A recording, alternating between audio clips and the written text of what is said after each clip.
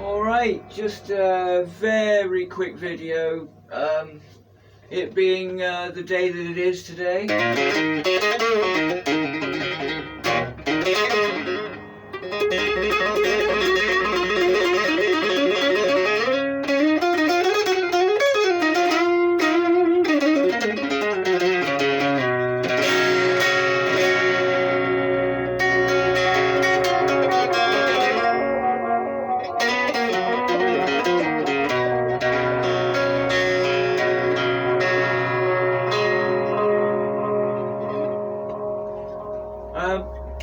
The last sort of few days I've been, well, last week or two, I've been really getting into the single coil sound. I've been after another single coil guitar, you know, single coil, single coil, single coil, typical Strat layout, because as you probably know, my other two Strats, my vintage Japanese Strats, are like HSS, and they're very much like, you know, with a view to like quietly getting on with doing thrash, even though they don't look that way, even though they look very Stevie Ray Vaughan. Actually, they have got very much with thrash in mind, and well, I'm going to get, that's a whole ball of wax I'm going to get into much deeper. So this has been, you know, my 3 single coil guitar, traditional Strat, very much like for recording cleans and like, you know.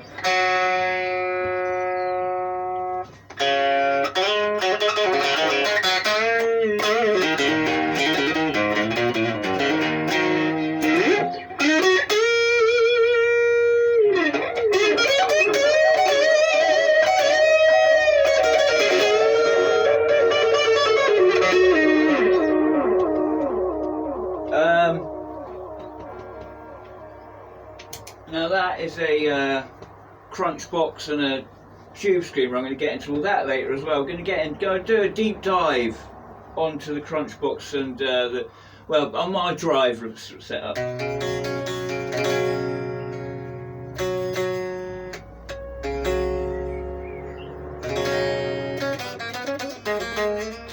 But clean and in positions 2 and 4 are where it's really at for me with these single coil.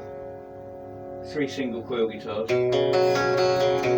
I love that. Now that's bridge and middle, that's neck and middle, and I love those sounds.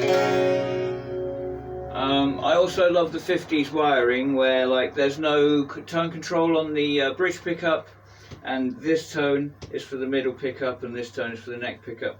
Something else I always do is really sink the middle pickup right down into the scratch plate, like quite low. I mean, I generally have quite a lot of air in like for my pickups, so I don't like them crammed up right next to the string. But the middle pickup on a Strat is very low. I have that very low, and there's a reason for that. I'll get more into another song. So that's middle pickup, neck pickup, bridge pickup. So, and then the position 2, that lovely bally round sound.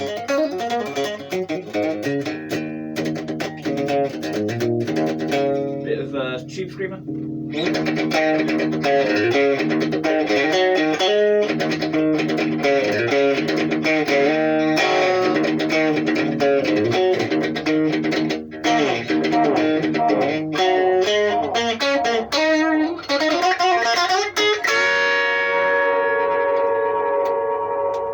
And position 4.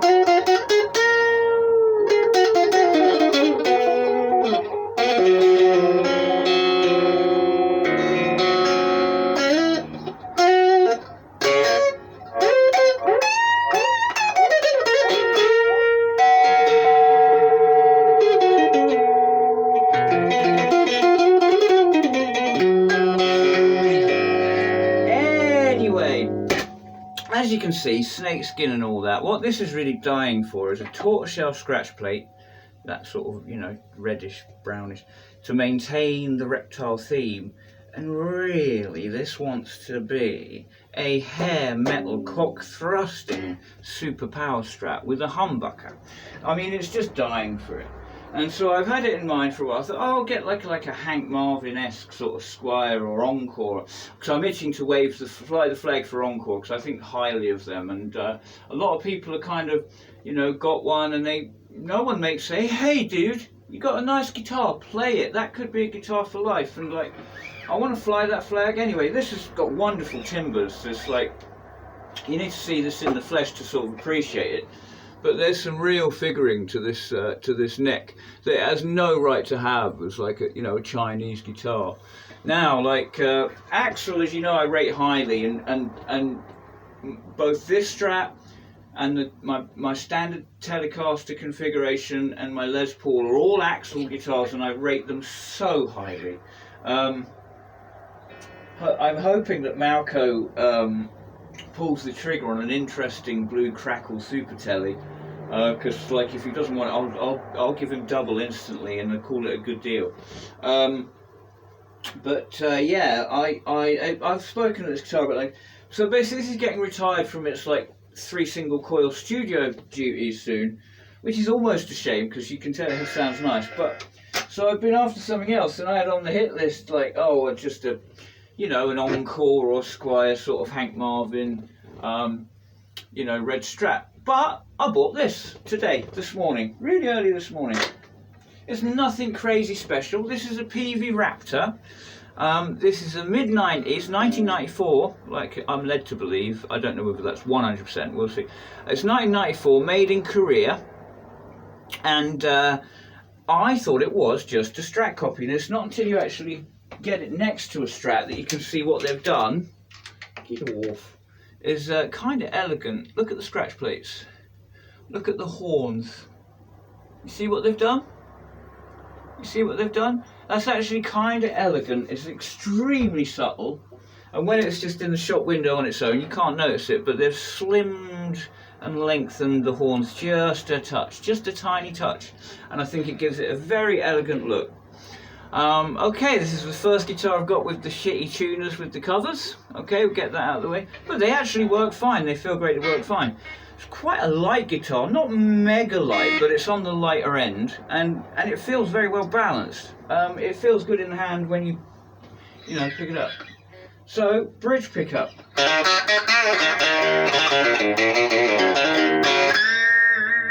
Neck pickup.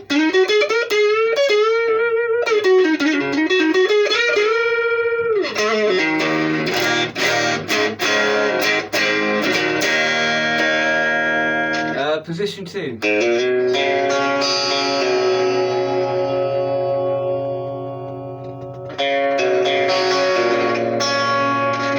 Position 4.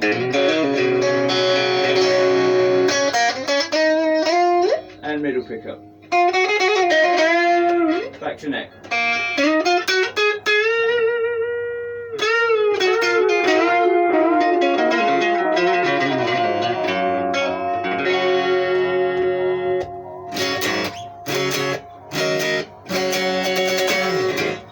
There we go. Now, I didn't pay an awful lot for this at all. I paid 60 quid for this out of a shop. This isn't a Facebook marketplace, it's out of a shop. So the guy done me a good deal because I've been buying a guitar for, well, almost every month.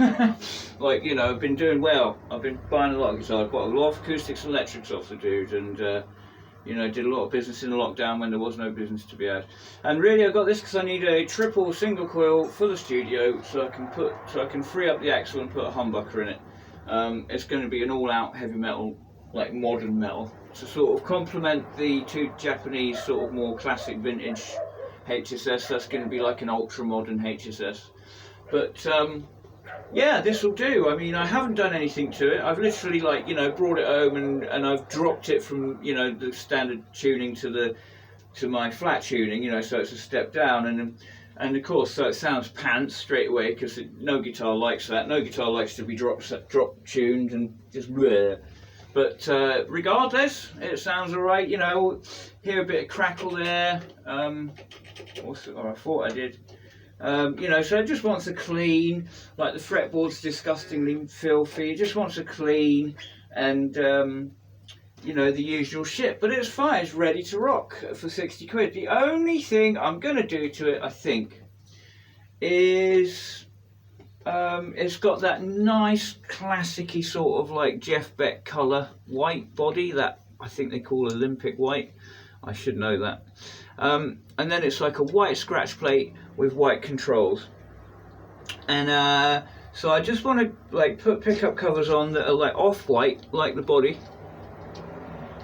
Okay, and the knobs and stuff again that are just off-white, you know, like the body. So that there's a bit. Do you see what? It's hard to see in this light, but do you see what I mean? So we'll get the pickups and controls just sort of matching the body more. Do you see what I mean? Can you see what I mean there? A little bit. But yeah, that's all I'm going to do. That's the only thing I'm going to do, and that's as a nod to Jeff Beck's Strat, you know, because that's all.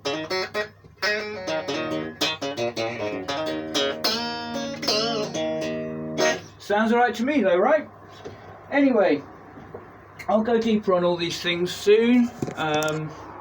Rig wise, I've plugged into the little orange to save electric, and I'm in the Stomp Lab and the Crunch Box and the tube screamer. So yeah, we'll get into it more later on. Love you so much.